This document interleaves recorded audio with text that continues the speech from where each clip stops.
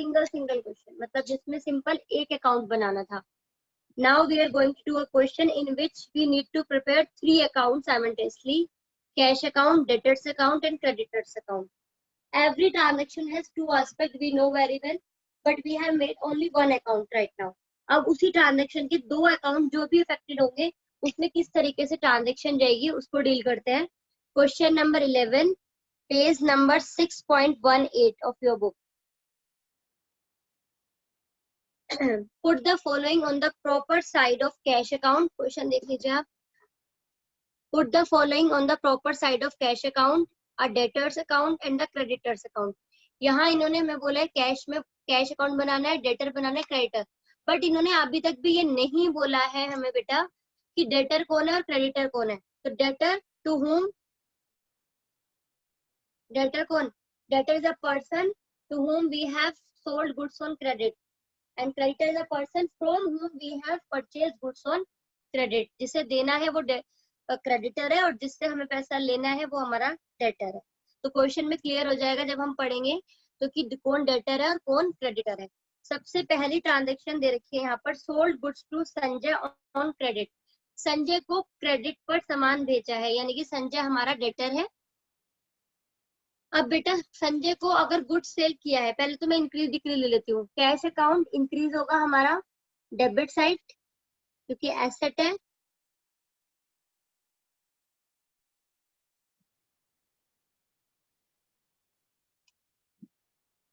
उसके बाद संजय भी एसेट है तो इंक्रीज इस साइड, डिक्रीज इस साइड. क्रेडिटर एक लायबिलिटी है तो इंक्रीज क्रेडिट साइड में और डिक्रीज डेबिट साइड में. First transaction which is given in the question is sold goods to Sanjay on credit. Goods sale करी है संजय को, तो संजय का बैलेंस इंक्रीज होगा डिक्रीज होगा. ऑब्वियसली इंक्रीज होगा, डेटर हमारे इंक्रीज हो जाएंगे. डेटर इंक्रीज होते हैं डेबिट साइड में, तो हम यहाँ पर लिखेंगे सेल्स और अमाउंट पुट कर देंगे 50,000. अब बेटा सेल्स का तो अकाउंट नहीं बना रहे, अदरवाइज सेल्स में भी यही अमाउंट जाती संजय के नाम से. Second sold goods to Mohan for cash. अब मोहन को कैश में सेल किया है. बेटा अगर कैश और पर्सन का नाम एक साथ आए तो पर्सन के नाम को इग्नोर. हमने कैश सेल किया, किसी को भी किया, हमें मैटर ही नहीं रखता.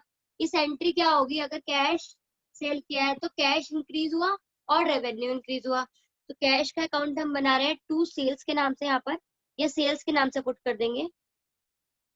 टू और बाय में भी नहीं बता रही हूँ. कितना अमाउंट है यहाँ पर, 20,000. Right. Then purchase goods from Ram on credit. Ram से गुड्स परचेज करा है क्रेडिट पे. अगर राम से गुड परचेज करा है तो क्रेडिटर है ये हमारा, और क्रेडिटर हमारे इंक्रीज हो जाएंगे. इस साइड में लिखेंगे क्रेडिट साइड में परचेज. परचेज की वजह से हुआ है ना 25,000. देखो अब तक जो हमने तीनों ट्रांजेक्शन करी उसका एक एक इफेक्ट रिकॉर्ड करा, दूसरा नहीं किया क्योंकि दूसरे में अकाउंट नहीं बना रहे हैं. बट नेक्स्ट ट्रांजेक्शन देखते हैं, cash receive from Sanjay. Cash receive हुआ संजय से तो कैश इंक्रीज हो जाएगा और संजय का बैलेंस डिक्रीज, और हम दोनों ही अकाउंट बना रहे हैं तो दोनों में ही ट्रांजेक्शन जाएगी. कैश रिसीव हुआ संजय से तो इंक्रीज साइड कैश की, तो ये रही नाम संजय का. कितना अमाउंट रिसीव हुआ हमें भाई 25,000. और संजय का बैलेंस डिक्रीज हो जाएगा. ये रहा संजय और इसका बैलेंस डिक्रीज कर देते हैं कैश के नाम से, और ब्रैकेट में रिसीव्ड वर्ड लिख देते हैं. चलो 25,000. फिर goods return by Sanjay. Sanjay ने गुड्स रिटर्न करी है तो एक तो होगा सेल्स रिटर्न इफेक्टेड और एक होगा संजय का इफेक्ट, संजय का account effective. Sales return question में नहीं बोला तो मैं उसको स्किप कर रही हूँ.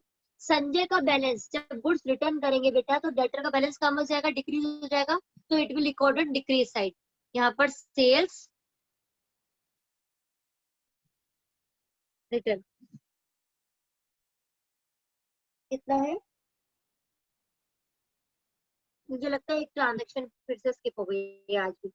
ये 19,000 था, ये 19,000 था.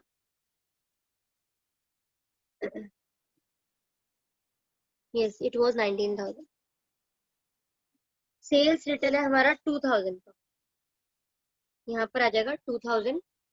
After that paid rent, rent paid किया तो कैश डिक्रीज और रेंट इंक्रीज। रेंट का अकाउंट नहीं बना रही हूँ तो सिंपल कैश अकाउंट में चला जाएगा रेंट के नाम से। अब बेटा अब ये मत कहना मैम कोई ट्रांजेक्शन तो आप 2 टाइम्स कर रहे हो, कोई 1 टाइम कर रहे हो। बेटा जिसका अकाउंट में बना रही हूँ अगर वो दोनों ही अकाउंट में अफेक्ट कर रही है तो मैं दोनों अकाउंट में ट्रांसफर कर रही हूँ, नहीं तो मैं जिस अकाउंट को अफेक्ट कर रहे हैं सिर्फ उसमें ट्रांजेक्शन को कर रही हूँ। उसके बाद है कैश पेड टू राम। अगर मैंने कैश पेड करा है राम को तो राम का बैलेंस डिक्रीज हो जाएगा और मेरा कैश भी डिक्रीज हो जाएगा। दैट मीन्स राम का अकाउंट में बना रही हूँ तो यहाँ पर आ जाएगा कैश 15,000 और कैश भी डिक्रीज हो जाएगा। कैश की डिक्रीज साइड ये है अपोजिट नाम से 15,000। Is it clear? ये सारी ट्रांजेक्शन कर ली है। मैं एक बार रिपीट कर देती हूँ कि आपने ट्रांजेक्शन कैसे किया। बेटा आपको जिसका अकाउंट बनाना है सिर्फ उस पर ही ध्यान देना है। ऑल्दो आगे वाले चैप्टर्स में जब हम लेजर्स बनाएंगे तो उसमें हमें सारे अकाउंट बनाने होंगे, बट यहाँ पर जो रिक्वायरमेंट है मैं सिर्फ वो वाले अकाउंट बनाऊंगी। क्वेश्चन की रिक्वायरमेंट है prepare cash account debtor and creditor. Even इन्होंने तो सिर्फ प्रॉपर साइड पूछी थी कि कौन सा डेबिट में जाएगा कौन सा क्रेडिट में। बैलेंसिंग भी नहीं पूछी है तो बैलेंसिंग में नहीं कर रही हूँ अभी। किस साइड पे जाएगा?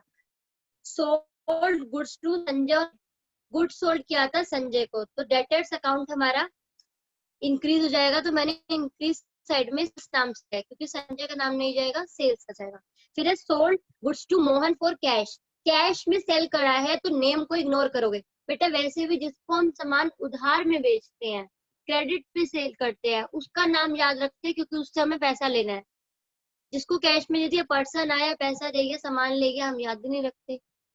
तो सिंपली हमारा यहाँ पर कैश इंक्रीज हुआ और सेल, तो कैश के इंक्रीज वाली साइड पे मैंने लिख दिया 20,000।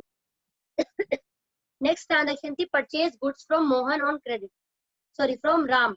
राम से क्रेडिट पे परचेज किया है तो राम क्रेडिटर है, परचेज करने पे क्रेडिटर इंक्रीज हो जाएंगे तो क्रेडिट साइड में चला गया। उसके बाद था हमारा कैश रिसीव फ्रॉम संजय। अगर कैश रिसीव हुआ संजय से तो डेटर्स हमारे रिड्यूस हो जाएंगे और कैश इंक्रीज हो जाएगा। तो डेटर के डिक्रीज वाली साइड पे और कैश के इंक्रीज वाली साइड पे। क्लियर? उसके बाद गुड्स रिटर्न बाय संजय।